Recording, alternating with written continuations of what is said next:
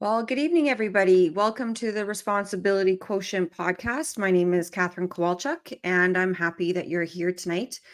I have a special guest tonight. Well, all of my guests are special, but um, this particular individual is Marco Van Huigenbos, and he is a resident or in and around the area of Fort Macleod and former town councillor. Marco is an interesting individual, and he's very brave from my perspective. He is facing criminal charges of mischief, over $5,000 for his involvement with the Coutts protests that occurred a few years ago in regard to the government overreach as a result of the COVID restrictions and lockdown measures undertaken by the Canadian and Alberta government. Marco is politically involved. He's a father and a wife, and his trial is coming up fairly shortly, April 2nd, and there is a publication ban, so we're not going to be able to speak too much about that. But I am looking forward to speaking with Marco about Alberta politics in general. And he and I have had lengthy conversations over the phone over the past number of months, and I admire his fortitude and his perseverance and what he stands for. And I think, like most of us in the freedom community, Marco stands for freedom, justice, and accountability and responsibility. And so, without further ado, welcome, Marco, to the Responsibility Quotient podcast. Thanks for having me on. Yes. So, wow, there's lots going on in your life right now. And you and I started talking, I don't even know, probably just a few months ago, really. I mean, I'd always heard of, the elusive Marco Van Huigenbos, and because you've been very involved with Alberta politics in various regards, helping running campaigns and TBA, but I know that a lot of your time these days is being captured by having prepare for your trial that's coming up, and not just for your defense, but also getting your life in order with your children. And maybe you can describe, without breaching any of the publication ban restrictions, maybe you can let the audience know what it's been like for you, if you're able to speak about it. If you're a criminal lawyer, doesn't mind you speaking about generally what brought you to Coutts, and and the general flavor of what was occurring 2 years ago when you had headed down to the border. Yeah, so for many people, 2 years ago was a long time, and the events of 2 years ago and the time frame we were living in, and the where society was at, it seems to have all but been forgotten by most people. Isn't that the truth? I concur. Which is unfortunate. I wish I could forget too, but I don't think I'll ever be able to. And that's because not knowing that morning of the 29th, that Saturday morning, January the 29th, 2022, I don't think I can, and I've never really thought about this, but I don't think I could have ever imagined how much my life would have changed as a result of that slow drive down to the border, as one of thousands. At that point on the 29th, I'm not a trucker. The company I previously owned, we were a federal courier. We brought in our own products, so because we operated out of the province, we were federally regulated, and the federal mandates affected us in that regard, that we had to take additional steps to bring our product in out of Montana. So I remember taking that drive down the border with the thousands of people, and that turnout was something nobody could have imagined what that would have ever been, or that it would have ever been what it became. We were all there for the same reasons, more or less. We were there as Canadians and Albertans frustrated with the overreach of both federal and provincial governments. And for some, their situation resulted in COVID affecting them in a different way, but the general feel was a overbearing, out of reach, and unaccountable provincial government. And when I say provincial, I understand the travel mandates and the trucker, like the vaccine mandates were federal, but Ottawa's far away when you live in Alberta, right? And in solidarity with the Freedom Convoy rolling into Ottawa that Saturday, we, myself and many others decided to slow roll the Coutts, never imagining, never knowing what that would turn into. And without speaking to the events of that first day, which my role has been largely public, like there's not a lot of surprises in my disclosure, to be completely honest. I played a role as spokesperson among other things, and which put me in the public eye, for better or worse. And but I mean, that event turned into something that changed things in Alberta. It changed, for me personally, changed my life, but it changed the course we were on at that time. To what degree? That's not something I'm here to argue about, but it had an impact. Well, certainly.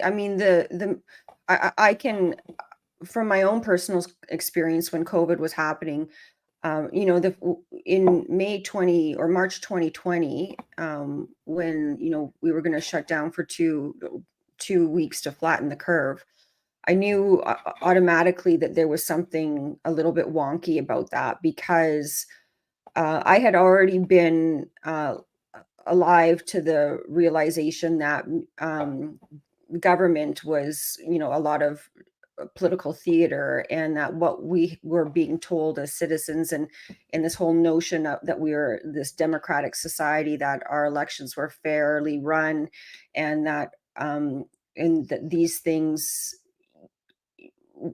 in a functioning democracy were flowing smoothly.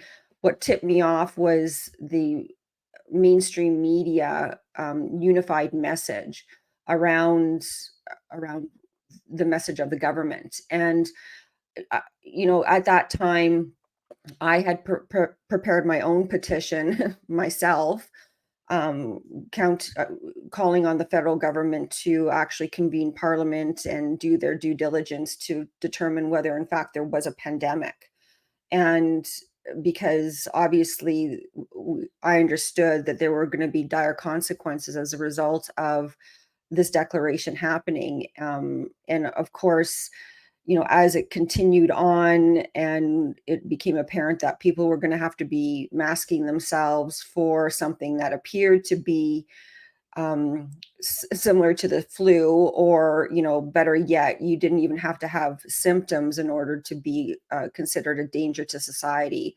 And so that led obviously into Lawyers for Truth, and we did a lot of advocacy around supplying people with information and about the laws and what we thought to be our chartered rights and freedoms at the time. And of course,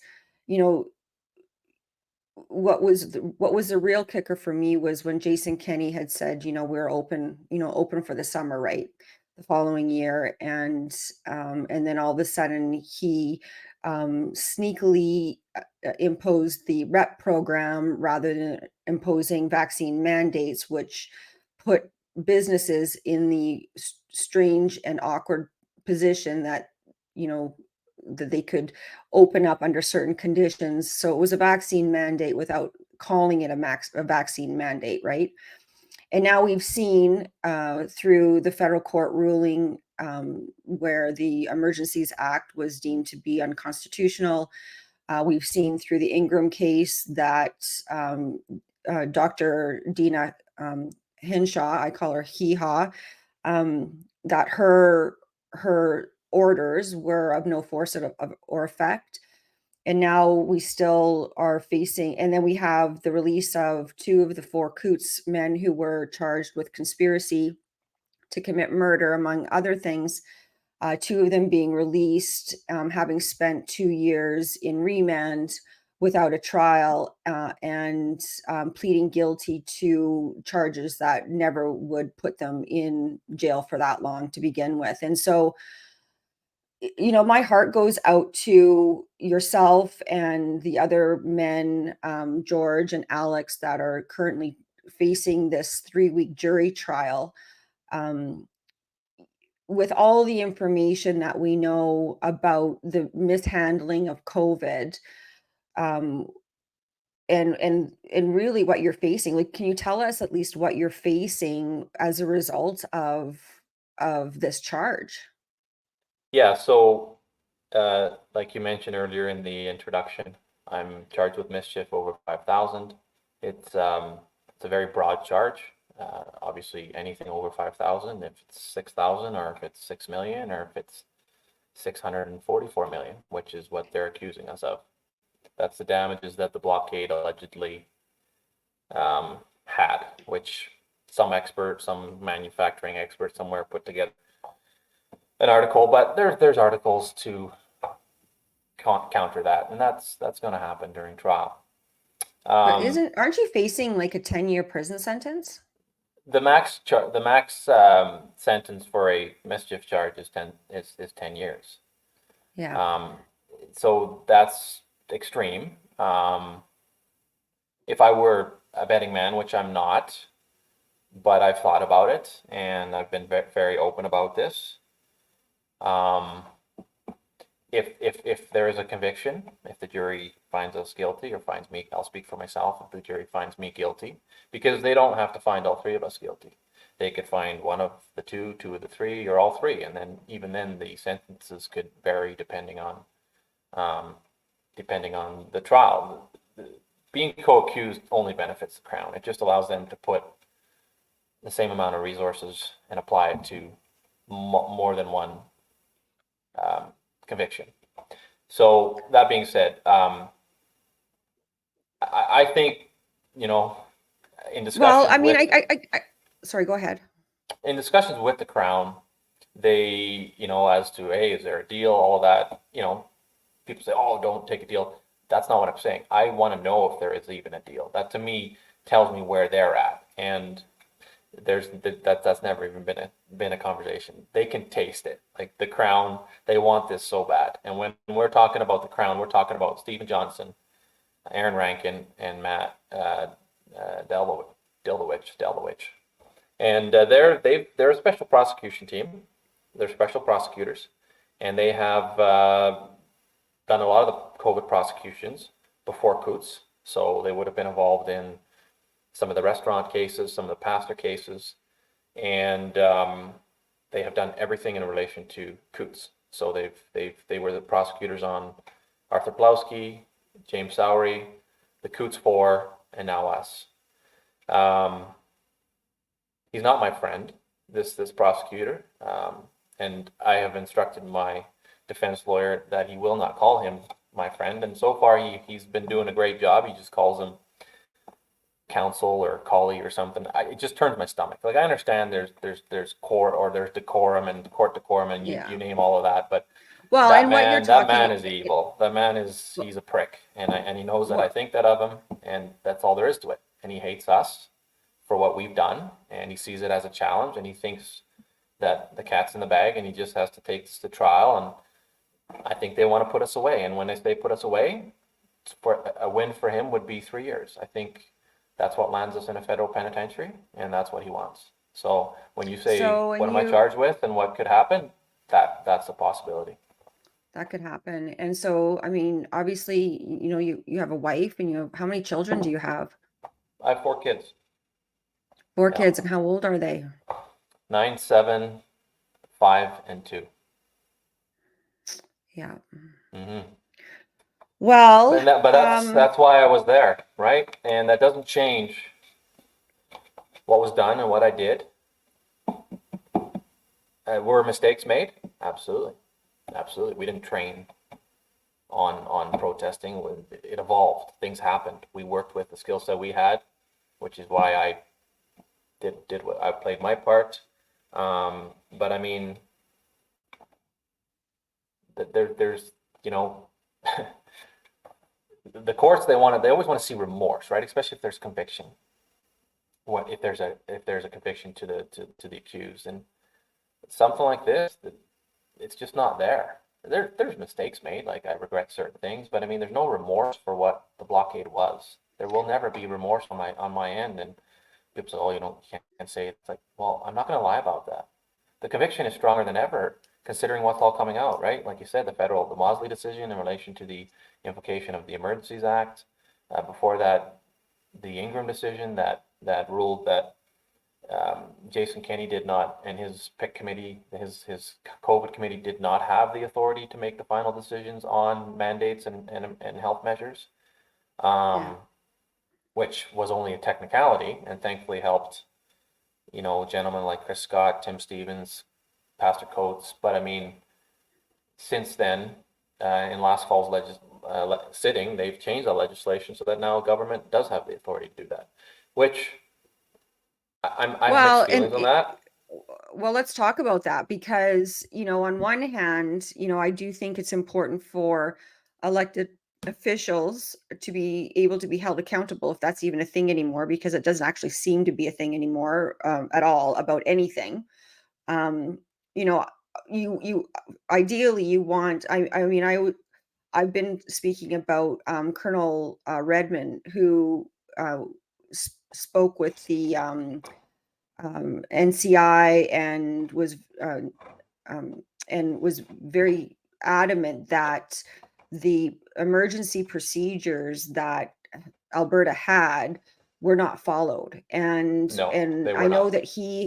I know that he has spent a lot of time trying to educate and get in touch and in front of politicians, including Danielle Smith, regarding that. And I know that, well, and I suspect that he's just as frustrated as all of us, because rather than Danielle Smith doing what she should be doing, which is calling a independent public inquiry with, the ability to compel witness testimony and with teeth in it to hold these people accountable, she's choosing this, to placate her the people that are demanding this the by implementing the Preston, the Manning report, which really didn't surprise anybody in terms of uh, the solutions that report The set out recommendations. were the recommendations were pretty obvious.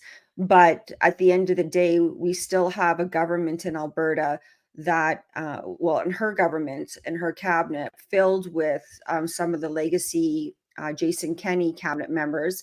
And, you know, it's nice for her to say that the vaccinated or the unvaccinated were the most discriminated in her life.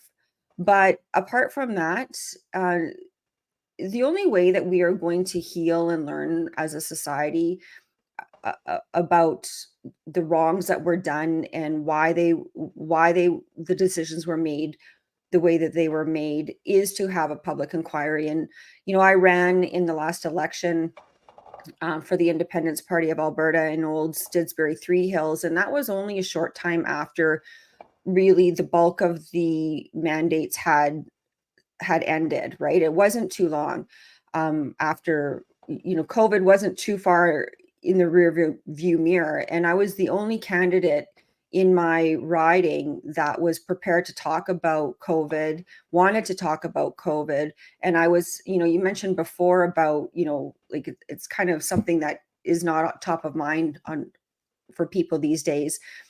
And I would agree with that. And actually, the short-term memory loss that Albertans had as a result of being swept up by the ousting of Jason Kenney and the leadership race with the UCP. Everybody kind of forgot about what actually the government had done. And I was really shocked by that. I was shocked Well, that the attention span. it's to be expected though. It's to be expected when you think about it. Take the politics out of it. Take the fact that it was COVID and that it was 2 years and then that it was allegedly a pandemic. Take into consideration what humans do with trauma. What do people do with trauma?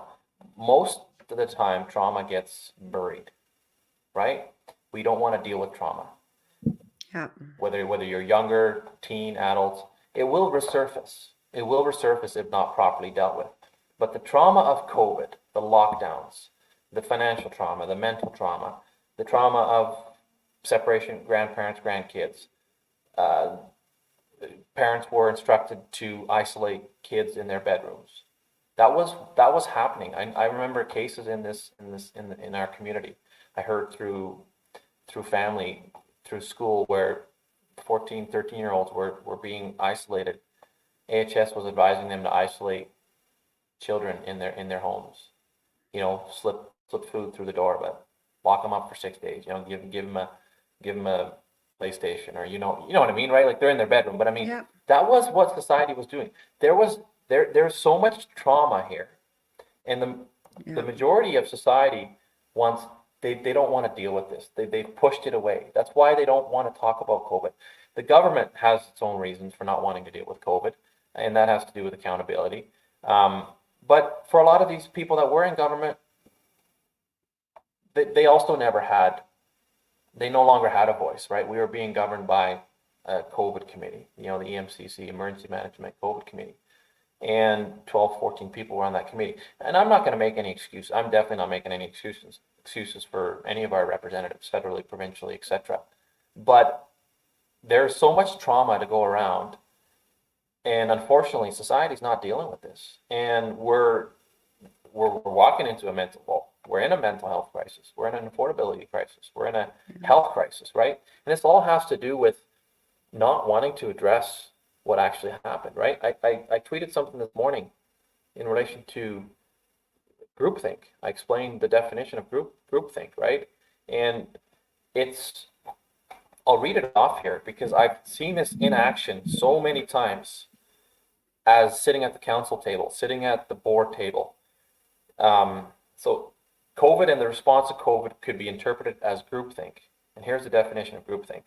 Groupthink is a psychological phenomenon in which people strive for consensus within a group. In many cases, people will set aside their own personal beliefs or adopt the opinion of the rest of the group. And a lot of that has to do with being, not being the outsider, and not everybody has the backbone to do that. And so What I'm saying is that COVID is a clear proof that few in society were equipped and willing to challenge the consensus of the majority. And when I say the consensus, what came down the pipe, from the WHO, from the UN, from Europe, Italy, you name it, it hit Canada too, and the feds ran with it, and then the provinces, and you see how few, in Florida they opposed it, South Dakota, what's their name there, but very few governors, premiers, prime ministers, presidents opposed the global groupthink narrative, if you know what I mean, like the COVID narrative. Now you see what's happening in the last 2 weeks. Supreme Court ruling in Australia. Like, this bomb is exploding. What actually happened? Oh, did I lose you there? No. Oh, you're. That was really weird. There you are. I don't know what the heck happened here. We're gonna have to repeat that because it's like they don't want anybody to hear that. Yeah, that's never happened before for me, so that's quite interesting. Where Anyway, did you lose me? well, you were talking about you were explaining, the groupthink and all that sort of Right. Yeah. Like thing. the pressures were real. Like even on a local level, like being in town of Fort Macleod at the council table, um, a lot of things were not in our control in relation to following mandates and things like that. And it wasn't our decision. So it wasn't even something I could speak to and such. But, um, it took like, it takes a lot to stand up in a current. And when I say, we've all stood in the river, we've all tried to cross a Yeah. stream or such, but now take the political narrative, the current of society at that time, the COVID current, right? Very few people successfully, and when I say successfully, it wouldn't have been successful then. Only now is it coming to light what COVID actually was and the side effects of the vaccine. And, for example, there's stuff coming out now. I was talking to Dr. Moder yesterday as I'm part of an organization with him, and he was talking about a few things, and Dr. Daniel Lagasse has been talking about this, and the there's plasma effects in the mRNA vaccine, and we see this mainstream. What's that? Plasma effects. What's I that? don't I don't know. He gave a bit of a breakdown, and I don't want to say anything inaccurately, but I mean, I think there's I might even text him and see if he wants to put together an email or something, because that's worth sharing for the public to know. But it just means that it essentially what's happening is it's um transforming your DNA. Your Oh, like wow. the Yeah. right, like it has the ability to change your DNA. Wow, that's crazy, right? That's not something that any of us signed up for. And never mind all the other side effects, right? We see this. We see brave people that would have been shamed into silence with side effects, and that are now coming forward, right? It takes, Yeah. so without narrowing down to a specific aspect of COVID, the vaccine, the abuse, the mandates in police forces, firefight, being a volunteer firefighter, how different provinces dealt with it. But I go back to what it took to stand up against what was accepted and mainstream. It definitely was mainstream. Like I wouldn't call legacy media mainstream at this point. They're not mainstream anymore. But at that time, everybody was on, like, the majority of society, and when I say majority, 60%, 50, 60%, to some degree had bought into the COVID narrative. And then another 20, 30 just went along with it because um, they didn't want to be the guy that didn't wear their mask or didn't get vaccinated, or you know what I mean? Like it was like a form of bullying without Oh, saying any. 100% it was. I mean, it's all rooted in their fear tactics, right? Yeah, And yeah, they're yeah. used to a compliant citizenry, and so definitely, and I mean, back to your group think, Dr. Mateus Desmond talked about the mass formation psychosis, and really, I think at the root of it was that people were afraid, and and 100%. People, but we and were more even afraid of now. being shamed. They were more afraid of being shamed or not being in the in crowd in society, not like possibly being shut out of society, and any other consequence, like like putting something unknown into your body, like Oh seriously. yeah, I know. I And know. maybe I'm one of those people, but I can't believe it. And I'm not. I don't blame these people, because not everybody has the character, has a strong enough character. Not everybody signed up for this. Their government bears the responsibility of protecting their citizens to some degree, even though there's definitely personal responsibility and personal onus on the individual and the parent protecting the child and such things like that, right? And but I mean, my my frustration has always been with government. A lot of people got vaccinated. Some people even got their boosters. Um, and those people are I'm never gonna be as angry as those people when it comes to the vaccine, because I don't have it. I don't Yeah. have that foreign substance in my body. When these people start, if they have already, or if they're going to go through this process where they realize that there's something in their body, or they're having side effects, or they're having health effects, and they now know that it has to do with the vaccine, cancer is rampant, things like that, they're going to go through an identity crisis, because a lot of people they've grown up by putting, their faith in government. Government for a lot of people is God, right? Government would never hurt us. Government would never wrong us. Government Well, would never do this to but us. you know what's funny about that, Marco? But at the same time, you ask a bunch of these people, well, do you trust your government? Well, no. Do you trust your government about anything other than related to COVID? No. And then I would ask them, well, why do you trust them about COVID? And they couldn't give me an answer. And Hmm. so it was mesmerizingly But that's trauma, right? They now made a decision 100%. that it was made under duress. I don't give a shit what you say, RIP program, vaccine mandate. You're a young mother, or you're just had a first child as a nurse, you just had a nursing school, big fat mortgage, husband's working, like, and then you say that's choice. That's not choice. That's not choice when you Of can't course, afford it's not not a to work. choice. And they knew that. No, And Jason Kenney put the onus on businesses. To be honest, you just explained it again, how the REP program forced the businesses, they put in place the tools for the businesses to integrate, blah, blah, blah, the app to check the statuses and all of that. But,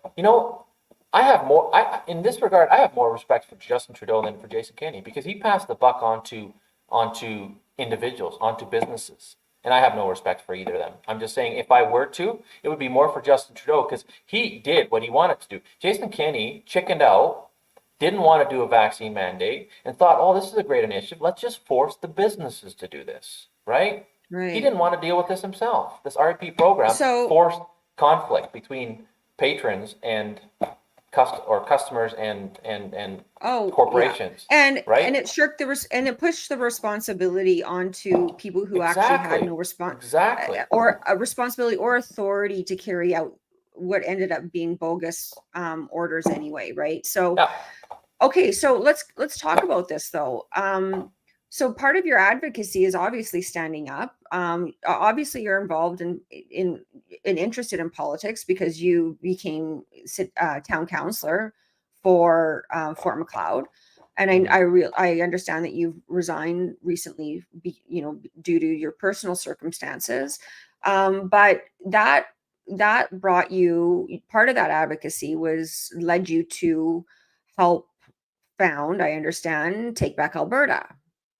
I didn't help found And it, but I was uh, very, like, the first meeting happened while I was in Coutts. I got the message, and very quickly I got involved, and then within the year I became CFO, became a director. But I was right, not part okay. of the founding committee. Okay. And so as during your and I understand that you're not part of or on the board of TBA any longer. Is that correct? Correct. Yeah. No, I'm not associated with any of the leadership of Take Back Alberta in an official capacity. Okay. So, I mean, but part of TBA's mandate at that time was obviously to try to get some sort of accountability with our provincial government. And one of the things that TBA did was lobbied very hard and organized in order to drive a campaign to get Jason Kenney to ultimately resign. Correct. Um, so, as part of your involved, like, and so I think TBA, from what I see as like, I'm looking at it from like way over here. I'm not a member of TBA. I've been to some of their events, but not a lot. Their current spokesperson, Mr. Parker, is quite offensive even for me. And I do you think that, what Take Back Alberta has morphed into? I mean, you did a really good campaign trying to hold Jason Kenney accountable, right? And I think that that was a really well done. But it's kind of morphed into something, I think, a little bit different. Uh, I see TBA as being a conservative mop up group. to be blunt, where it's, they did a really good job at convincing people who were really angry and pissed off, like myself, about what was going on. And what they ended up doing is corralling this group of people to actually become champions again for the UCP party through their leadership contest with Danielle Smith, becoming leader and then premier, and and really, I believe, distracting that group of people in particular from really what's going on right now, which is,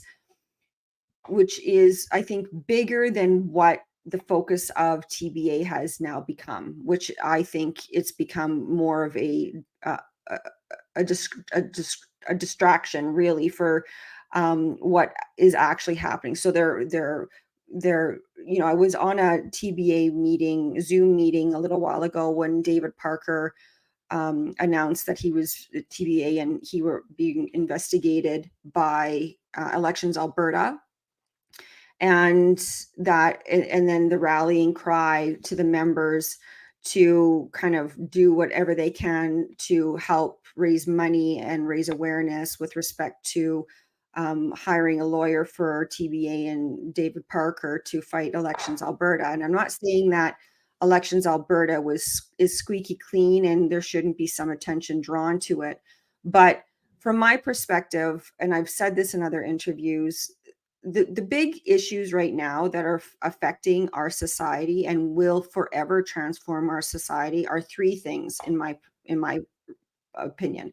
The first is net zero and this carbon capture scam that the UCP government is advancing. The second is this mass immigration, where you have a commitment by Danielle Smith to increase immigration to our province, double it by the year 2050. And of course, diversity, equity, and inclusivity, and social, sexual orientation, gender identity, SOGI. And all of this is happening, and it's forever going to change this. It is changing the zeitgeist of our society, and it's changing the social fabric of our society as well with all those things, and lead to economic devastation for our province and our country and the world, really, if these globalists get their way. So what I see TVA doing is not doing a lot of criticizing with respect to those policies in particular, patting Danielle Smith on the back for very, very limp attempts to address her vocal base that for which these issues, you know, are at the heart of the issue, and rather focusing the group somewhere else. And TBA is not the only group that does this. There's other groups. I mean, the NDP is really good at corralling people, their base, and so is the UCP. And there's other groups that do that, that bring people in, but they lead them in the direction where they want the people to go, which is not to disrupt the government. Yeah, and most people aren't involved enough or aware enough to, they feel a responsibility, especially considering what's happened in the last couple of years, to engage, but they're not aware or as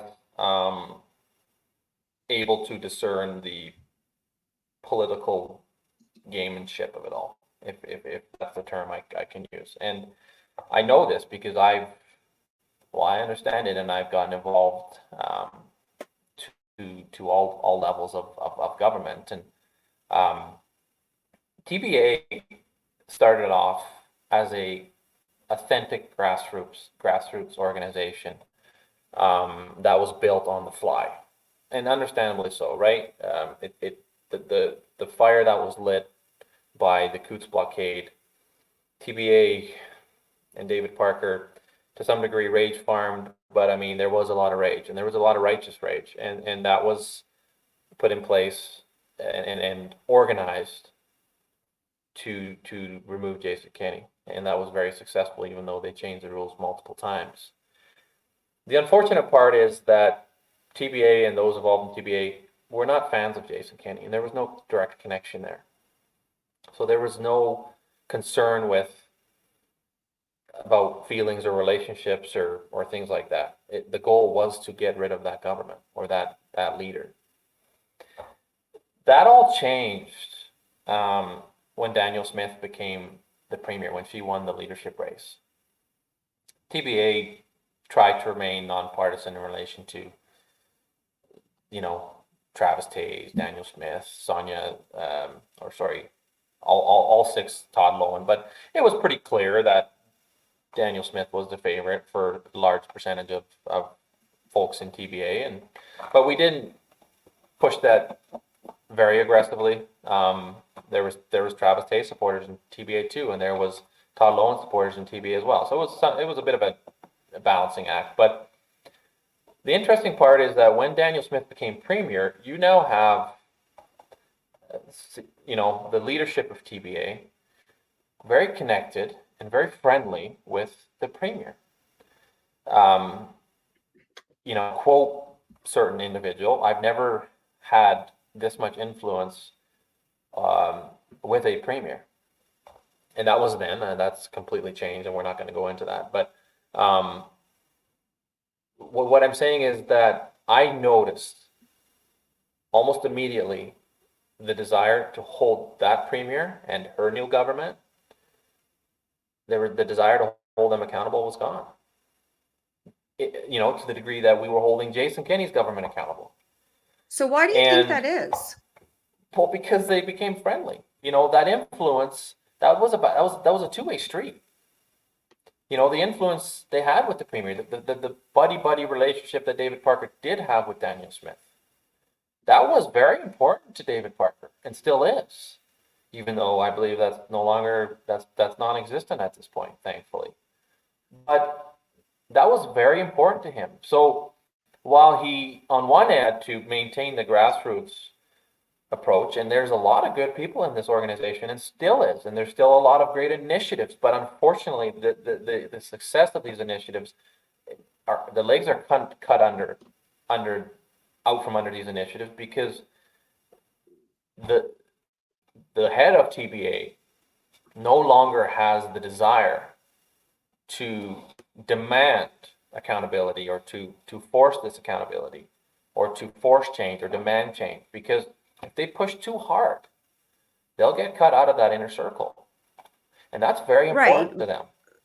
Right. So, okay. So obviously, I've heard David Parker speak about his wealth of experience, right? Like he has lots of experience in politics, of course, behind the scenes as well.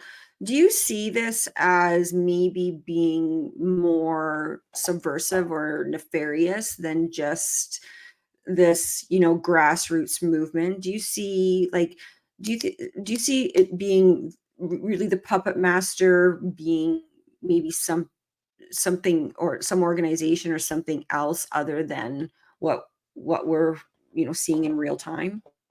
No, this is like, I've had a lot of people say that, who controls David Parker? Unfortunately, nobody.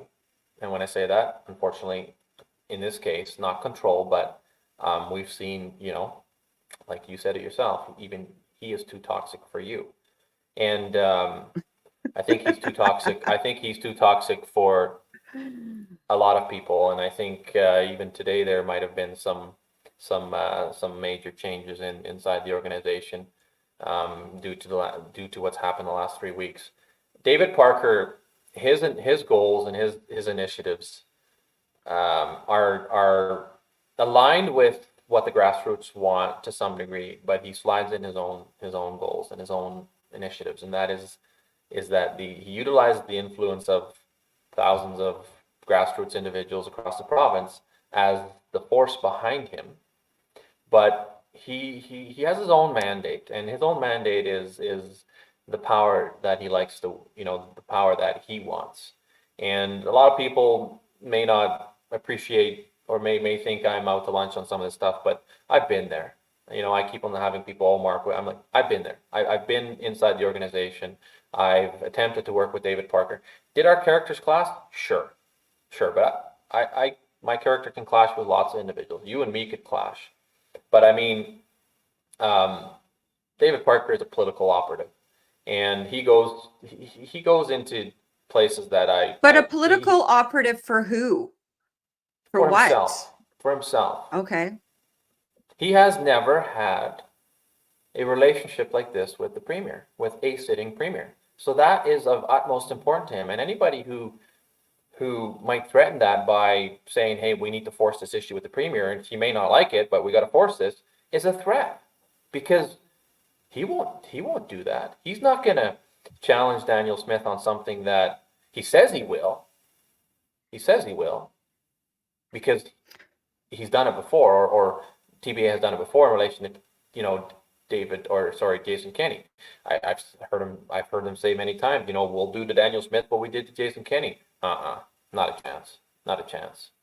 Now he may if she were to cut him out, because he's so toxic to everybody. He's toxic to the whole organization. He's toxic to the conservative movement. Like, even all the different sides of the conservative movement, there's still there's a certain decorum that like, there's still a certain level of professionalism that a person that even politics Well, I demands, think, right? Like how he yeah, goes after political opponents, like talking about NDP candidates on their weight or their looks. Like, I'm sorry, that's ridiculous. yeah. What to fight, like, there's a lot of evil in this world, and TBA has done a lot of good, and I still believe the organization has a lot of potential. The idea is a phenomenal idea. The grassroots, the bottom up approach, it's a phenomenal idea. But if we're going to start using evil to fight the evil in this world, like, if we now become the thing that we're fighting, then what have we achieved, right? Some people say, yeah, well, and I think David Parker himself has said that in past weeks, where, I say all of these things out of anger, and it's like, well, you've become the thing that you hate the most, right? Well, I've seen And that. I've that's a seen that real a lot, concern. actually. I've seen that a lot in the freedom movement, actually, over the years, right? And it started with clashes between rally organizers in Calgary, where I was attending and speaking from time to time, and then I see it obviously in politics, and politics is, of course, its own little microcosm It's a blood of. sport to some degree. Well, yeah, it doesn't have to be, but that's No, it certainly what shouldn't it be. It is. shouldn't be. It shouldn't be. Yeah, Like, if you've ever gone yeah. to, sorry to interrupt, but if you've ever gone to the legislature in while it's sitting, I'm sorry, I'm embarrassed. I'm embarrassed. The behavior, both sides of the house. These are the people that represent us. The hollering Well, and the hooting and you name it. Like, people, what's that's why wrong with that's you why it's guys? that's why it's more what I believe. I mean, because notwithstanding that you guys were able to influence Jason Kenney's resignation, right, and influence the leadership race, which is, like, from the outsider, and I was with the Independence Party at the time. I have to say that, there are groups that gave a lot of attention to the UCP party and that leadership race that I felt was, inappropriate, just because of the third party advertiser rules with Elections Alberta. And, and whatever's going to happen with that is going to happen with that. But it's clear to me that there's something big that is influencing all of this. And it's not just Alberta politics, it's federal as well. We have this idea, this illusion that we have a choice, that there's a conservative party in Alberta, which is not conservative, in my opinion, really, or at least it's not behaving in a conservative manner, or the government is representing that it's not a conservative government or a conservative party anyway. Even if a lot of members of the UCP party are in fact conservatives, which I believe that to be the case, right? But the reality is that we have a political system that is based on political theater, and there's sound bites. People never answer questions. There's no accountability, and we see that in Ottawa as well. I mean, there's not a day that goes by these days where the Liberal government is not found in some sort of scandal, yet nothing is Yeah. happening And in fact, the So the ethics commissioner has said, in the past, well, the way to hold Justin Trudeau accountable is at the ballot box, but that doesn't seem to be working that's because, once every 4 years. well, The it's every 4 years, but notwithstanding, he only got like 30% of the vote, Right, like right. So something so like then that. you say some bigger, some bigger conspiracy. Is that really it's right in front of us. You just told us the system, it's the Achilles heel of democracy, right? We have democracy once every 4 years if people show up. Well, you Yeah. can't force people to show up. So we're talking about, who's controlling who, but is that really the case? Is that really what's happening? Or is it because our system is built to operate the way it operates by a select few, right? Like, remember Jason Kenney being frustrated with, a few sleepy delegates showing up to the annual general meeting, right? 1,500, and then people started to show up and really take him out. He had a problem with that because that's the norm. That, like, thankfully, provincially, members can actually buy a ticket and go. Even bystanders can go. Federally, you have to actually be a delegate. You are chosen to go. Oh, well, I was a member, and I know you and I have talked about this with the United Conservative Party, the UCP. After I ran in the election, it was very clear to me that the independent media, mainstream media, and the narrative, I mean, it was so powerful that, Albertans were convinced that, to be afraid of Rachel Notley, even though Danielle Smith has the same policies as Rachel Notley, in effect, like the three big ones that are changing fundamentally will destroy our province and our way of life. But anyway, so everybody was very convinced that Rachel Notley was evil. And then and then this Well, idea that we I'm had a gonna choice. I'm gonna disagree with you there, and we can agree to disagree. Those 3 points you made, sorry, what is it? Diversity, Yeah, inclusion, and DEI, immigration, and net yeah, zero. yeah, that's a big problem, and that's something that I hope that brave social conservative MLAs and such start to find their feet and start to find their voice, and that's always in every issue. That's something that takes a bit, but I mean, the parental rights legislation that's coming forward, perfect. No, I don't think so, but I mean, it's not something you'd see Rachel Notley doing. So there is a difference. Like, to say that the UCP is the same as the NDP, no, but then is there similarities? Absolutely. They're legacy parties. Now, my question to you is, what is the UCP or what is the NDP when you take the people out of it? It's nothing but I can print it off right now. I can print off the governance. I can print off the bylaws, and that's what the party is. What I have seen and what I have been part of the last couple of years, and I have friends who don't want to be part of that and say the UCP is corrupted to the core, and it's like, what do you mean to the core? It's a couple papers. It's a couple words on paper that can be changed annually. It's not perfect, and there's a lot of change needed. But what I'm saying is the change is happening. Maybe not as fast as some people would like. But I mean, what is a legacy party? I feel provincially here we actually have a chance. Federally, the CPC, Okay, well, they're not maybe we do. holding nominations. They're not. You have to be Well, maybe we do, delegated to Marco, go. but listen to this. So maybe we do, but listen to this. So as I was saying, right? So in basically, if you're an independent candidate, or if you're a smaller party, you didn't stand a hope in heck in terms of getting elected, right? Correct. Yeah. Because of the mainstream narrative was so powerful, and I know because I door knocked in my Mm-hmm. riding, and I Mm-hmm. heard the fear, and it didn't matter at that point, even if people did not even know the candidate that they were voting for, they were still prepared to vote for the blue potato. So it didn't matter. Okay. So that's fine. So I got a UCP membership last August, and I paid and I got the early bird registration for the AGM because I was like, okay, well, I need to be part of this process, this democratic process, right? And then shortly thereafter, a few months after, I was asked to become the interim leader for the Independence Party, and so I received an email shortly thereafter, from somebody at the UCP who said that my membership was being revoked for 2 reasons.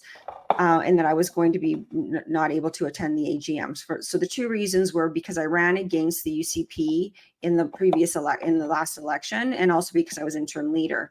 Now, I didn't challenge it at the time because I could understand a little bit about being in my role as the interim leader for another party at the time. I wasn't happy about it, but I let it go. But since I left the position of interim leader in January for the party, I've asked for my membership to be reinstated, and I have received an application that I have to make to the provincial board or whatever committee is going to review this to be, to plead my case to be reinstated. And the reason why I bring this up is because we're not really given, first of all, the fact that we have this illusion of choice is in fact an illusion.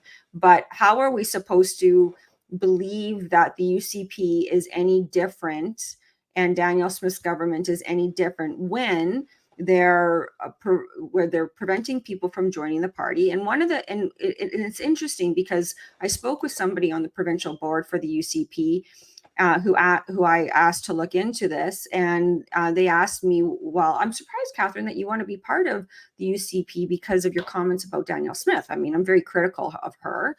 And I said, well, yeah, but I didn't realize that was a factor in me getting a membership in the party.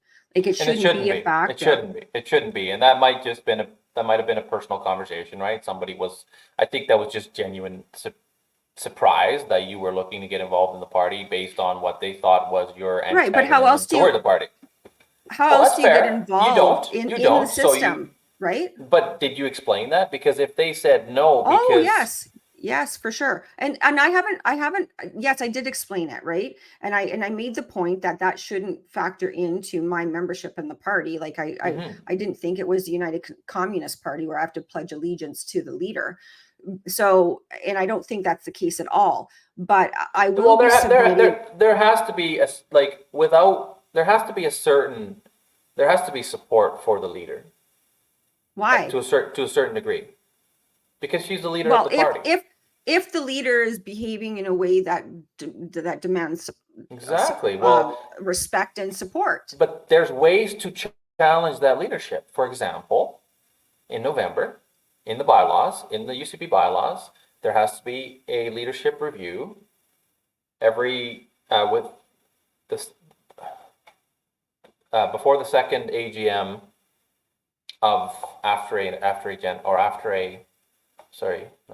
before the second AGM after a general election. Right, so last year November was first, now second. So this November, I'd have to find the wording, but this November there will be a SGM, so a special general meeting, that's what it is, where we will have the opportunity as members to decide and to voice our concerns the right way through a process, whether Danielle Smith is doing a good job or not. I do agree that if you're part of a party, there has to be a certain level of respect. Well, I think you have to believe in the principles. You can't be seen destroying the party. And when the party, there is a leader and there's what do you mean destroying the party? Being a critic is not, being a critical voice is not destroying the party. That's not what I'm saying. But it's not 0 to 100 in 2 seconds. There's a balance. There's a balance where you're either part of, Katherine, you've said a lot of things tonight. United Communist Party, you're not accusing us of being that, but you've said a lot of things about Danielle Smith and her main policies, and you're saying we're no different than the NDP. So if I were on the board, there's got to be some, what would be the reason for you to join the party? Well, because there's absolutely no other way for me to participate in politics right now, given the current climate. And it's not but just will you members? It's not the UCP party. It's the establishment, right and left, that it does. But it's not a fallacy. Right. It's not a right to be part of a party. It is not a right. It is a right to vote. You have a right to vote. You have a right to many things, but there's no right for you to be part of some party. A party is an independent Well, entity. having an opinion that's contrary to what is actually happening in the world right now, But I have that too, but I'm but saying Marco, there's an approach. okay, sure, there is an approach, right? But I happen to believe that when you have a premier who isn't fighting for Alberta, who is promoting net zero 2050, who is supporting carbon capture on the whole on a lie. CO2 is not a pollutant. We know this. No, I agree with you. I agree. Well, we don't have to Okay, argue so about these why? things. We're on the same page. Okay, no, Yeah. but I'm telling you, of course there's going to be nuances between the parties, right? But at the same time, we don't have any time, Marco, for us to be like, oh, let's wait and see how further to net zero Danielle Smith can take us, right?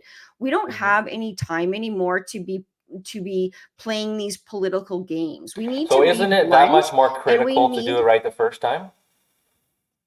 Well, sure, but I've okay, had this so conversation we're all with people. We're all people. So we're all people. And just because I have a different point of view, and I think actually Alberta should end up leaving Canada, because notwithstanding I'm not interim leader anymore, I do believe. But how would you get there? How do you see us getting there? Well, we're not going to get there in the current.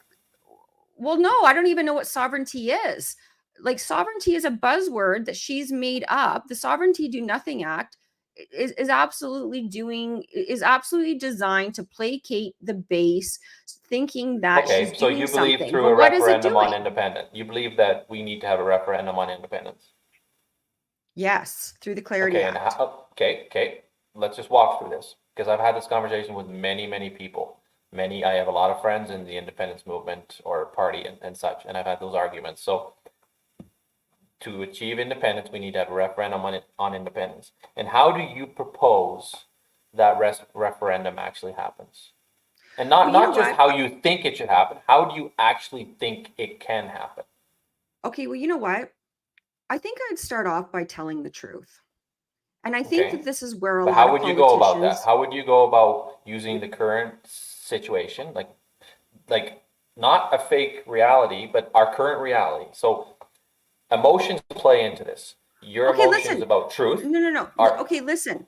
No, the problem right now is that we live in a world run by imbeciles. Okay, but that's the reality. So we have to factor that in. That's the reality.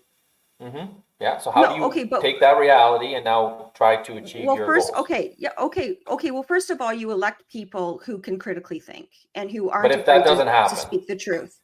But if that doesn't happen, because that's not happening. Well, if that doesn't happen, if you're not allowed to become a member of a party because your views are contrary to the leader, if you're not allowed to do that, what are the? I agree with you. I don't know what what the solution is.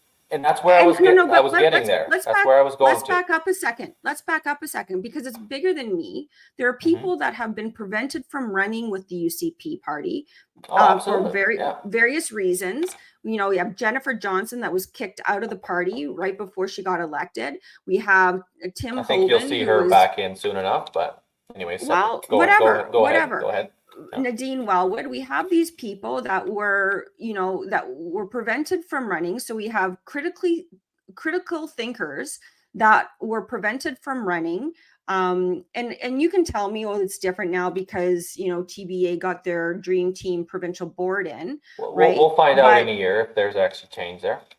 Right? Well, we'll see. The next nomination cycle will determine it.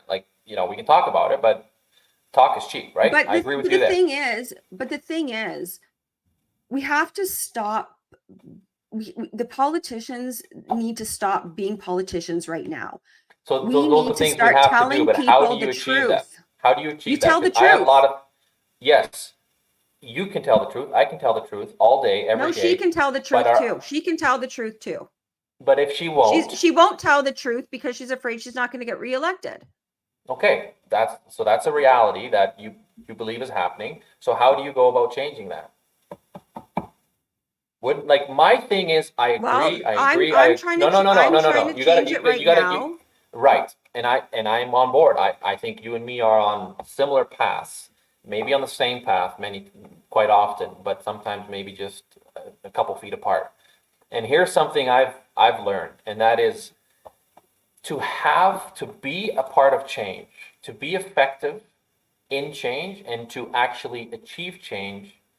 There's times where you have to, and some people say, oh, you compromise. No, there's no compromise here.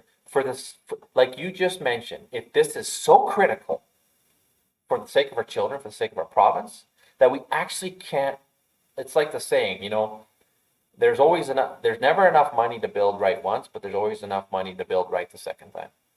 Think about it. And that's a construction term. There's not enough time to do this twice. So we have to do this the first time. So, and it's so critical that we have to get this right. Doesn't that, then if I were to tell you, Katherine, well, get involved, no, sorry, UCP. Okay. Because they're the government. Like the reality is today, whether you like it or not, whether it's right or not, whether they're saying the truth or not, the reality is for the next 3 years and 3 months, the UCP is the government. So if you want to make change in this province for the next 3 years and 3 months, you have to be involved in this party. Otherwise, you are a lone voice in the wilderness. Now, if that's what you want to be, that's what you will be. So when you're in the party, you can start to say things. You see. Well, if you could become a member of the party, that would so be then, good. Wouldn't you do what it took to become a member of the party? Well, and if that listen, means that you have, if that means that you shouldn't be as outspoken for just a little while, you can't do that. Look at, I'm not. No. I'm a straight shooter. You're a straight shooter. Oh, nobody's asking you not to be a straight shooter, Katherine. But if because it's not a public entity, it's not a right to be part of the UCP. What I'm saying is that if it takes you to play along, not to change your values, your morals, but if it requires you to play nice for a little while. What does that mean? Play nice. What does that mean? Let's go to the problem. What's preventing you from becoming a member of this party? Let's break this down. I ran against Nathan Cooper. No. Those things. No. I have the email. That's what got you disqualified. Justin, because I ran against their candidate in Old Stidsbury, Three Hills, and I was interim leader. I wasn't. That's what got you disqualified. Because I had an opinion. I wasn't disqualified ostensibly for that. And I've said consistently has been critiquing the policies that resemble socialist policies and these globalist policies. There are tens of thousands of members that share your views. Of the 130,000. Okay. So let's walk through this. You got the application. You told me before you got an application that you now have to submit so the board can review it. Is that something you have to do, or is it something you've done? Because if you're telling me you got denied, okay, well that's maybe what we need to focus on, because worrying and talking about hypotheticals at this point isn't helping, because I can say, oh, you're too outspoken. Well, that might not even be the case. I'm pretty outspoken. Well, it may not be the case, but I gave you, when I told you that I was kicked out of the party, I gave you the reasons why. Those are, and I understand those reasons. And I have, because I ran against ran in the last provincial election, that should disqualify me from ever being a member of the party. I don't think it doesn't say anything about ever being a member. It just said that while you were challenging one of their candidates, you couldn't be a candidate. I can understand. Well, I obtained a membership with the party 4 months after 3 months after the election. Like, it was not even during the election. So I wasn't even a member of the UCP party when I was running. Okay, sorry. So you were disqualified. You got your membership after you ran in the general last May? After I ran in the provincial election. So when were you disqualified? Sorry, let's get this timeline straight. October, September, last year, October, before the AGM. Oh, that's interesting. You might have told me, but that's interesting. Like, I know Tim Holden was disqualified as a member, probably because Jason Nixon complained. He's like, hey, this guy's running against me. He's a member of the UCP. That's bullshit. I can kind of understand it. I don't like it. I probably would have made the decision, but I can understand why they did, and based on who was pushing. But you got disqualified in October. Yeah, it was way after the election. It was way after the election, and I can So somebody understand. was looking into membership.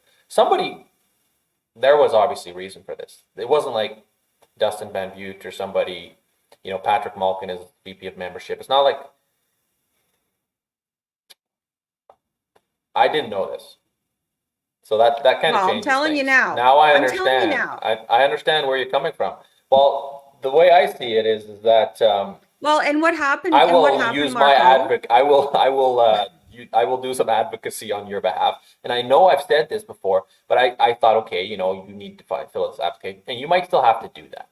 But now there is the question of, why are we kicking people out of the party because of Well, something this they is did? my Because question. So when why, are they going to kick me out because I blocked the border, or I'm alleged to have blocked the border, which resulted in the leader of the party being thrown out? Like, that, that wouldn't fly at this point if well, they were to do that, right? this is the thing. I wrote back after I resigned as interim leader because I understood. Like, I wasn't like, okay, well, I'm interim leader. I Yeah, probably wouldn't yeah. like it if Danielle Smith came to my AGM. So I didn't make whatever. I was like, whatever. Too bad. I would have liked to have participated in that process, but in the AGM, but that didn't happen. And Mhm. then so I wrote back and I asked to be reinstated, and now I've been given an application that I have to submit, and so that's where I'm at right now. But Are you hesitating at this point?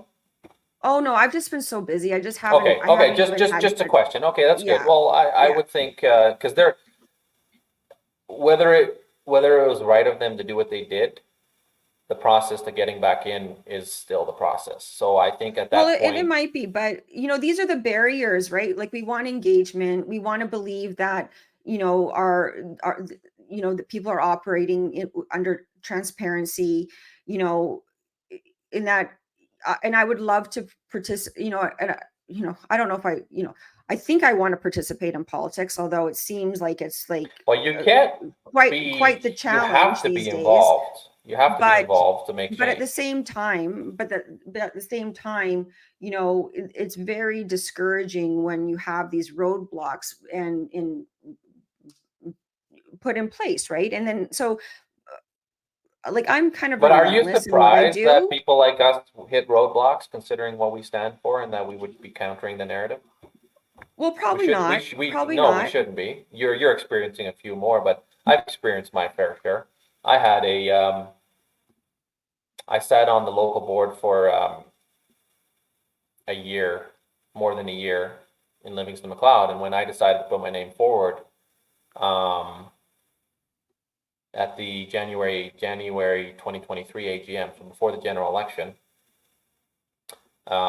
there was a lot of pressure locally, and there was even sitting MLAs. I won't say but like a member of cabinet ran a little mini campaign against me to not have me sitting on the local board because they just didn't want me there, and they had a problem with me, and they didn't like me because of what I did, and um, that they were not successful. But I mean, friends called me and people said, "Oh, maybe not right now. You got your charges and all of that," and they're like, "Just wait a year." So it shouldn't be a surprise that people like you and me who are outspoken are going to run into some opposition, because they see us as a threat, because Yeah. the politics has been a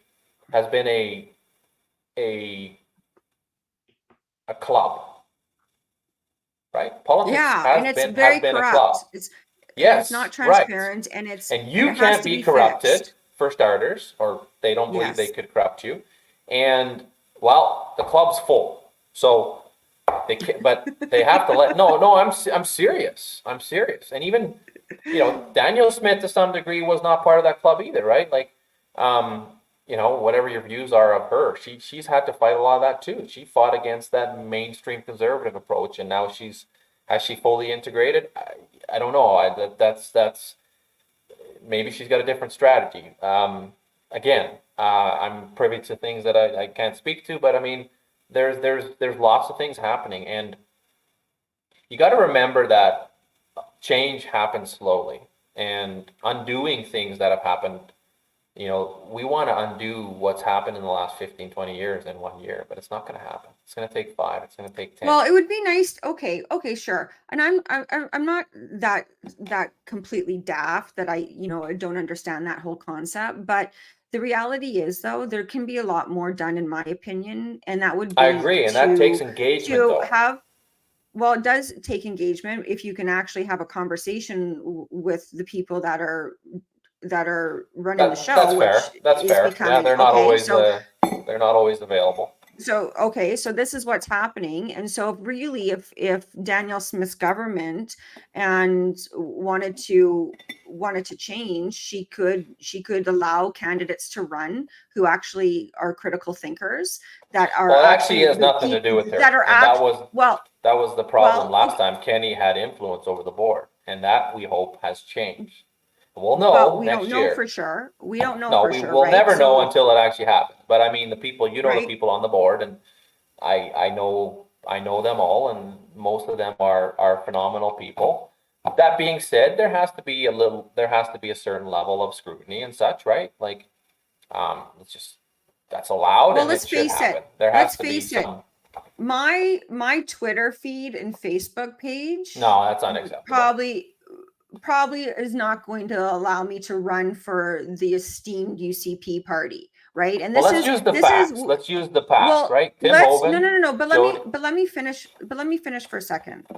The reality is that, the perception, which is all BS, that you have to be this squeaky clean person right from cradle to the time that you decide that you want to run in the election, is just, it's just ridiculous. mhm. Do we want real people, and people who have the ability to challenge what's happening? Do we want, or do we want those type of people in government, or do we want the yes people who are happily whipped by the party whip and will go along with the government corruption, and who's not going to say anything, just exactly like what's happening now with the Mhm. government now? Okay, what happened with the Jason Kenney government, and it's happening now.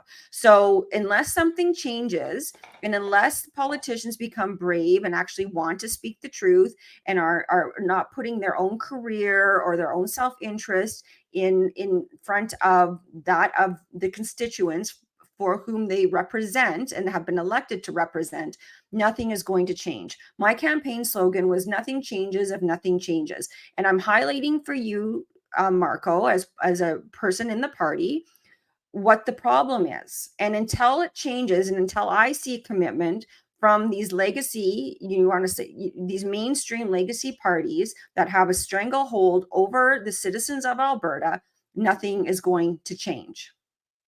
No, I agree. But to make that change, to break that stranglehold, is to become engaged. There's only one way. Okay, I'm Okay. trying. No, and I'm glad you are. And I hope you will fill out this application sooner than later, and I will do my part, and I won't disclose what that is.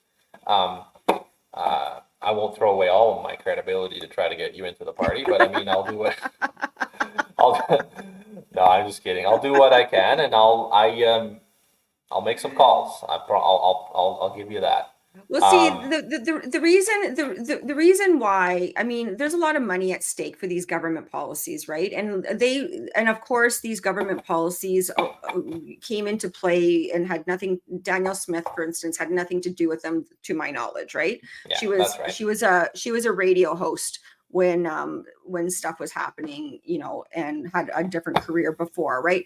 We know who brought this stuff in, that the problems and where they came from. And it includes Brian Mulroney, Pierre Elliott Hmm. Trudeau bringing in the charter, Brian Mulroney signing us on to the UN, Stephen Harper signing us on to the Paris Climate Accord and the international health regulations. And this all was set up. This has all been set up over decades, and really what Albertans need to realize is that they've been played. And we have this giant Ponzi scheme of a federal government that is basically laundering our money, our federal tax dollars, supporting wars that we have no business being in. But you know what, though? I think that humanity is at the precipice of destruction. And Agreed. I've said this publicly before. I would get behind Danielle Smith 100% if she would just tell the truth and implement policies and laws that weren't based on lies. Okay. And if we could start there and start earning back the trust of the citizens of this province and of this country, I do think that she would be surprised. I mean, her money might dry up from the people who are backing her and the people that are benefiting from her carbon capture scam initiatives that she's supporting. But at least she'd probably be able to sleep at night. And I think that the groundswell of support that she would have behind her would elevate her and promote her to levels that she probably doesn't even realize, because Canadians and Albertans are hungry for honesty. They're hungry for the truth, and they want responsible, accountable government. And we're tired of the sound bites. We're tired of the double speak. We're tired of not answering the questions. Like I was just at a an AGM with the Wheatland Surface Rights group, correct. and Danielle Smith was there, Nathan Cooper and Rick McIver, right? Okay, we know that there's a big problem with the Surface Rights Board and landowners and oil companies not paying the landowners. We understand that this has been going on for years. And what I heard at that meeting was, okay, I understand that this is the problem. Okay, we'll look into it. I don't even, and then I was shocked because most people gave Danielle Smith a standing ovation for going on the stage and a standing ovation for leaving the stage, yet nothing's happening, nothing meaningful anyway. No commitments are mean. And then you had Rick McIver up there who, he's his integrity is under is questionable with respect to what he's done with the Chestermere city council firing. Anyway, he didn't seem to really give a care whether or not anything meaningful happened under his watch. And so I left that meeting going, well, it's the same thing. It's the same thing, same thing. It's a bloated bureaucracy. It's a bloated bureaucracy. It's, and it's the lack of willingness by these politicians to actually do what they can at the risk of their own career, I have to say, because that's the right thing to do the right thing. I mean, they have to start standing up. And until we have that shift, and to your point earlier too, I agree with you. Like the responsibility does come back to the citizens. And to your point, the party is made up of people, right? When people realize, and they did realize through the efforts of the first iteration of TBA, of the power of their voice in their influence and having Jason Kenney and resign ultimately. I mean, you can't take that away from TBA for sure. But, it ultimately does come down to the people, that they have to be, they have to realize that they have to start taking personal responsibility and yes, get engaged. But I just wanted to highlight for people the problems of engaging, because we are being blocked. And people want to be engaged. People want to provide solutions, yet because my solutions aren't where the money is at. Like I'm just such a small peon. You and I are just small peons in this big world of bullshit and corruption.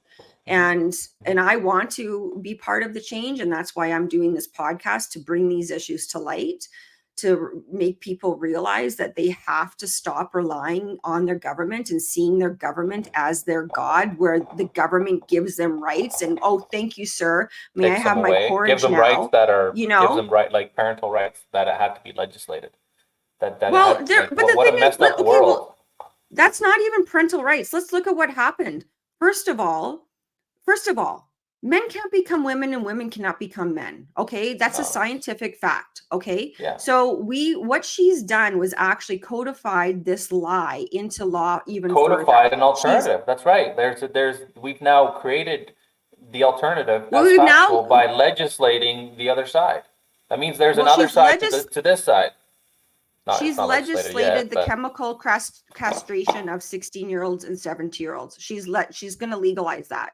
She's allowing SOGI to continue being taught in our schools and making it incumbent upon parents to opt their kids out. But I can tell you that's going to be a disaster because the kids are going to face peer pressure, bullying, harassment. I mean, and I say this because my kids during COVID, I said to them, do not wear that mask. I will do whatever I can so you don't have to wear that mask. And they wanted to wear the mask because they didn't want to face ostracization by their peers. Okay. It's a real live thing. Okay. And so that's the other thing with what she did with this so-called parental rights things. I mean, she didn't talk about having transgender people in the washrooms, like transgender men or in ladies' washrooms. She didn't talk about that. And what she said, which was really striking to me and ought to concern all Albertans, is the following. She said that she was going to strictly enforce the laws with respect to child protection around these issues. Well, federally, you'll recall that it was unanimously passed Bill C4, which changed the definition of conversion therapy to include, and I'm paraphrasing here, and you can look up Bill C4, but that it effectively criminalizes those who fail to affirm a child's identity crisis that they're going through, with the penalty of landing in jail for up to 5 years. So this whole thing, this whole smoke and mirror things about, oh, she's restoring parental rights. She actually isn't restoring parental rights. She's actually participating in the delusion. And there's no, from my perspective, this is such a dire state of affairs that we don't sit on the fence and negotiate with people who have mental illness. Like, this is ridiculous. You either know that this is wrong or right or good or evil. Okay, you get it or you don't. And obviously she's choosing, like, it's not based in reality, yet she's going along with it because she's afraid. And to me, I want more in a premier. I want somebody who is ferocious. She wants the choice. Everybody has the choice. Well, some things aren't up for discussion. No, it's not. No. It's not a choice. And so it's not parental rights. She's actually made it worse for us. And she's actually going along with this delusion that men can become women and women can be men. I don't care what you want to do as an adult, for the most part. Although, I mean, I think this whole thing is quite ridiculous, but leave our children alone. She should have legislated definitively. There will be no sexual orientation, gender identity taught whatsoever. No rainbow flags, no political ideology whatsoever in our schools under 18. Like, at least then we would have a fighting chance of reversing this delusion that has been foisted upon all of us. Yeah. But back to, like, stepping away from this issue, something we were discussing before, right? Politicians, and there's no desire to speak the truth and all that. But I'm a big, and this is, people don't want to hear this, but I mean, this comes back to us. The reason this is happening and the reason we are in the situation we are is because of the complacency of ourselves, of us. We're complacent. Tweeting or putting a post on Facebook is not involvement or engagement. We see this in the Durham by-election earlier this week. 28 or 27.87% engagement. I don't give a shit who was running. I don't care which party won. 27% engagement of eligible voters. That's not the population. That's the eligible voters. That's 18 and older. Canadians. That's not non-citizens. That's not landed immigrants. That's not permanent residents. That's Canadian citizens that are 18 years and older. Yeah. There was 119,000 in that riding. Like, there are people that are engaged and they are frustrated, and they can maybe level some accusation or frustration outwards. But Canadians as a whole, Albertans as a whole, we are in this problem because of ourselves. 100%. Yeah, I agree. I've said it. I am part of a community and part of a family that, You know, it's honorable to raise a family. It's the right thing to do. It's almost more honorable to start a business and be successful, but do not be surprised when you wake up 20 years later in your late 40s, early 50s, and you do not recognize the world you are a part of. Oh, I Because it already will don't change. recognize it. Well, exactly, but you're doing something about it, and you're looking to educate people. And Yeah. we do not have to agree with each other on what the right approach is, but please do what you think is right, because there is overlap. And if we all do that, there will be change. We've seen the impossible happen. When, like, taking out a premier, Jason Kenney, longtime politician, federal cabinet minister on many different profiles, foreign to whatever his all of his positions were under the Harper era. You know, and to be actually during that time, he was in our eyes one of the good guys federally, but we've seen him fall. He was compromised. Yeah. He became part of the group thing. He didn't want to be that. You know, he tried a few times to be that brave person, but he got his feet cut out from under him. And I don't know all the details, but I know enough. But I never hated the man. I don't hate those people. I don't hate people in politics that No, in don't fact, we need do. to pray for them, right? And But not even that. really, I just believe he lost the moral authority to govern. And that's it. yeah. There has to be, back to what you say here, there has to be accountability, there has to be response. If there is no responsibility, then we have to take them and hold them accountable. They're elected to represent us. Yes, we need to change Bill 52 so that recall legislation is a little bit more within reach. You know, that was Yeah. promise made, promise kept, one of the 367, I believe, that Kenny had. You know, that was his whole slogan, 2019 and onward. And one of those was the promise to be able to recall Well, you know, one of politicians. the things that drew me to, and I think we should be wrapping up, because you know we could probably talk about this for another 7 hours, you and I, and we have had very long conversations about all of these topics before. But one of the things that drew me to the Independence Party of Alberta was, and it was actually a policy, one of the policies that I had put forward at the 2022 policy review, was that all MLAs should be entitled to vote their conscience in all matters, including budgetary ones. And it makes running a government maybe a little bit more challenging, but at the same time, I think that that kind of an approach for government is the right approach, because we are elected by our constituents, and we are responsible and accountable to those individuals, not our party. Okay. And yeah, agreed. Not the party. Yeah. And so I will be looking forward to going down this path of maybe trying to get reinstated as a member, and we'll see what happens. It's only $10 a year. Like, it's not that big of a deal. It's only $10 a year. Well, I know, but I mean, still, I know. it's not the money. It's right. And so, and I hope that the party,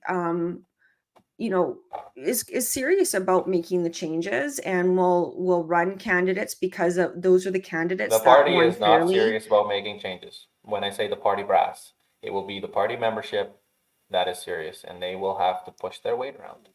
And you are part of that momentum. I hope that happens. Okay, well, listen, I've taken up a lot of your time, Marco. I just wanted to say, like, I really enjoy our conversations. I'm really praying for you. I'm really for you and your family and your children and what you're going through right now. And I really hope that justice is done. I hope that you don't go to jail.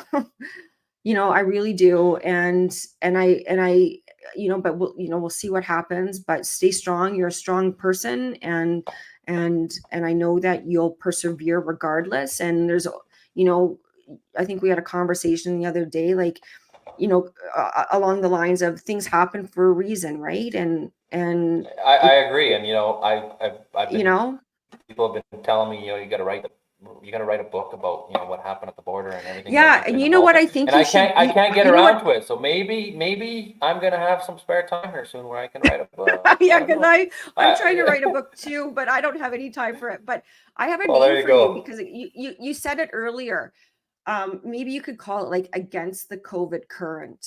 You said COVID current, and I really like that. I thought that that was a really good visual way of capturing what people like you and I have experienced, Mhm. and I have another feeling title that in mind.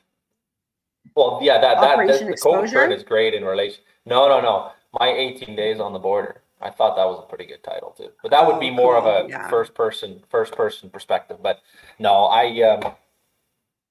that if I were the case 2 3 years, yeah, I probably would focus on a book or something. But I mean, we'll see. We're not Well, we'll there. see. One day at a time. Yeah, one day at a time. We're praying for you, and also for Alex and George as well.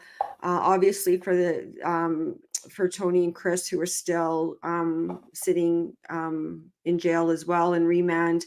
You guys are inspirations, and you guys have taken the brunt of all of this for all of us. And so thank you for what you've done. And I hope this all works out for everybody at the end of the day. So let's stay in touch, and Absolutely. let's see what kind of changes that we can make. Well, thanks for having me, Catherine. I was looking forward to this, and obviously, thanks to the audience for staying through this. I hope that it was lively discussion. I always knew that. That's what we do. We are not here to be. I'm not a yes man. You're not a yes woman. It's what. No. I don't like to surround myself with people that just say, "Okay, Marco, yes, Marco." I don't like that. That does challenge me. I like a challenge. So I appreciate this opportunity, and let's stay in touch. Let's stay in touch. Yeah, let's stay in touch. We'll have you back on when there's no publication ban. Absolutely, and I will. Yeah, well, I have stories. I can tell you that much. Okay, well, I'm sure you do. Okay, my friend. Take care. Thank you. Thanks a lot. Good night. Good night.